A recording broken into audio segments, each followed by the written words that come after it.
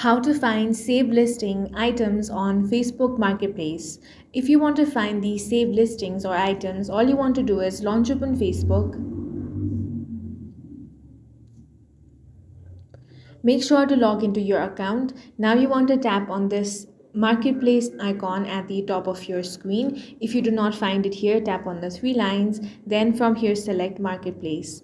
Now tap on this profile icon at the top right corner of your screen. This will take you to your marketplace profile. Now you have the option of saved items. Go ahead and select that.